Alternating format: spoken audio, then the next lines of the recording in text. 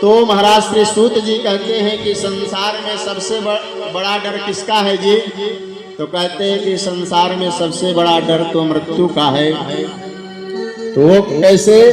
तो कहते हैं कि प्रत्येक व्यक्ति को मरने का जो है भय रहता है, प्रत्येक व्यक्ति जो है भयाक्रांत होता रहता है, कहता है कि अमृतलोक है, कहता है जो आया है उसको तो जाना ही है।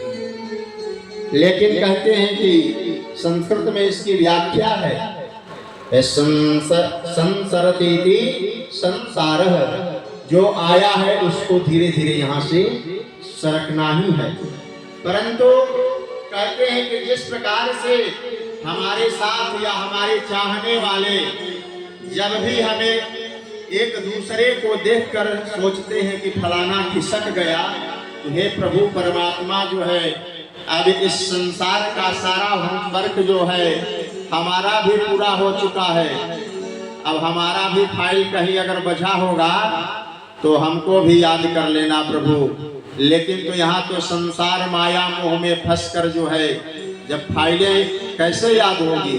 तो यहाँ के चक्कर में, माया के चक्कर में पड़ा है। माँ मतलब नहीं, या मतलब जो जो नहीं है उसी का नाम माया है। फिर भी कहते हैं कि संसार में संसार भय को समाप्त करने के लिए महाभागवत कथा को श्री सुखदेव जी महाराज ने श्रीमद् भागवत संहिता को इस कलिकाल में उपस्थित किया, प्रकट किया।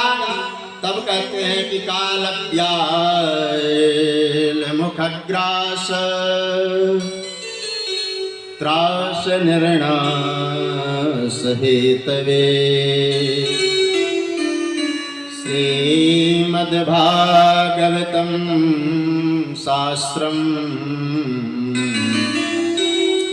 कलौ किरेण भासितम्। कहते हैं किरेण सुकेन भासितम्। कहते हैं कि तोता तो बहुत बड़ा मीठा बोलता है हो। हाँ, तोता यानी सुगा। सुगा जानते हैं ना आप लोग भी रखे हैं घर में? अच्छा, ठीक है। तो कहते हैं कि किंतु बोलता मीठा है, जो उसे सिखाया जाता है वही बोलता है। और श्री सुखदेव जी महाराज ने इस जगत में कल्याणकारी श्रीमद् भागवत कथा को, भागवत रूपी फल को प्रदान तो किया, लेकिन मनमुखी फल नहीं है यह। उन्हें भी आचार्य परंपरा के द्वारा इस फल को प्राप्त हुआ है और उन्होंने संसार को इस फल को दिया। जब महाराज परीक्षित के सामने मृत्यु का भय उपस्थित हुआ तो कहते हैं कि जीवन में 7 दिन पर्यंत बच गए हैं, अब क्या होगा? तो वह गिनना अंगुली पर चालू कर दिए। अतवार, सोमवार, मंगल, बुध, फिर रविवार, सोमवार, मंगलवार, बुधवार, ऐसे कहते हैं कि जीवन में ये तो 7 ही दिन मात्र बचे हैं। इसीलिए श्रीमद् भागवत जी की जो कथा है यह 7 दिन का ही होता है। अन्य पुराणों की कथा जो है 9 दिन। ठीक है।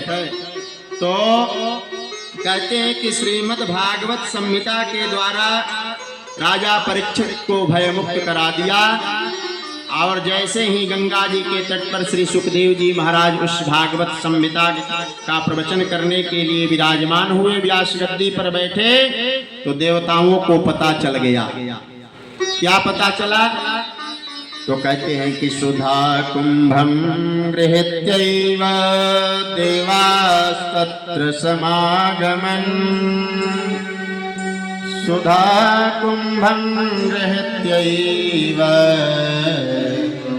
देवास्तत्र समागमन्।